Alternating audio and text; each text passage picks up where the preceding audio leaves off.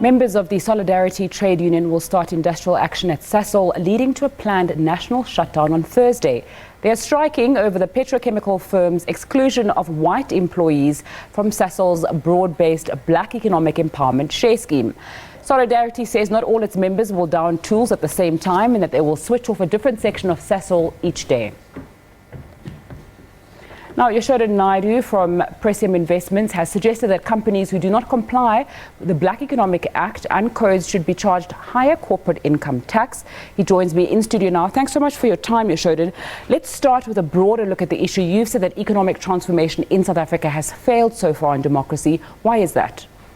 Well, would you disagree that it has failed? I think it'd be a hard position to take that it's succeeded unless you exist in a very narrow silo of society where you see prosperity, but whether it's in portions of the metros or in the countryside, you can see just the deep levels of inequality throughout the country. And you believe that one of the ways of changing that is taking a look at how companies interact with BEE codes and punishing them for not complying properly. Take us through your suggestion. So you've used some very strong language there. First, a good thing to understand is the codes themselves.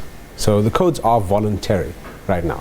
Unless you do a lot of trade with the government or you require licenses from the government, there's no real reason why you should comply. Maybe you share a value system that says we should do our part to create more equity and equality in the country, but practically you need not comply to them. It doesn't impact your business outside of those few areas. Another thing I should say is that people don't understand the codes because they don't read the legislation. So just to get some clarity about that, ownership is a small component. It's about 20% of the total amount of points you can get for the codes. The rest breaks up into management control, i.e. black managers in junior, middle, and senior management. That's also about 20%. Skills development, about 15%, so developing the skills within your ecosystem. And then 40%, the biggest chunk of it, goes to enterprise and supplier development, which is buying goods and services from black businesses and supporting suppliers in your vendor list or enterprises that could become into your vendor list with whether it's loans or guarantees or different terms, paying them shorter amount of time, 15 days instead of 90 days, that kind of thing. Yeah. You believe that BEE is not working in part because, and I'm quoting you, company leadership either simply don't care enough about the people within this nation or are overtly racist. Yes, so I would stand by that. Apathy, the first point deals with apathy. People are interested in what is in their very narrow self-interest. So beyond that, it's kind of easy to shrug off and say, well, it's not my concern. It's not my concern what happens down the street. In another place, I don't really care about that. That's the one side of it. The second thing, when I said to mention overtly racist, I think a lot of the times people forget that those people who voted for the National Party didn't just die and disappear in 1994. They continued to exist. They have children. They raise them in a value system that says we support supremacy, or we support the idea that races exist in different hierarchies. They control companies and they are in executive management and they can carry that value system through with them. What this would do, if you had to say, let's link corporate income tax with the codes, it creates an incentive, an economic incentive for you to actually transform. You've spoken a lot about the fault of companies, people who are running them with overt racism or they don't share the value system of transformation.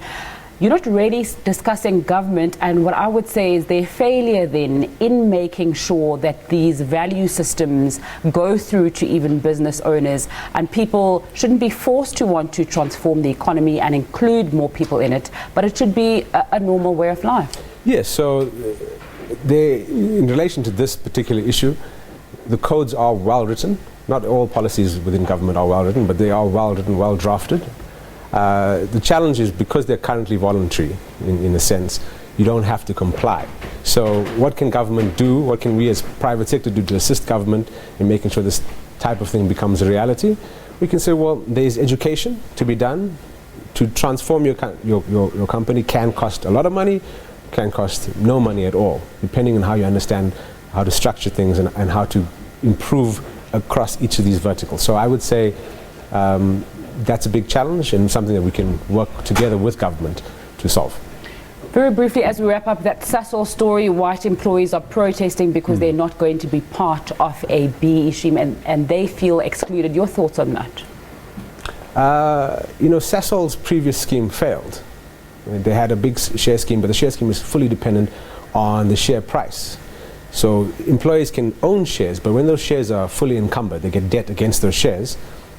And over 10 years, the debt rolls up and rolls up and rolls up, and the share price isn't enough to redeem those that debt plus leave them with some residual value. What they're left with is 10 years and no actual value. So this is Sasol's attempt to right this issue and actually create some value for the black employers. I think Solidarity is a union which has shown its colors many times in regards to what side of the fence it sits on. So I mean, it's not surprising that they would say that they would go on strike. Thank you very much, Yashodan Naidoo from Presium Investments, for your time on SABC News. Let's take a look at how African markets and currencies are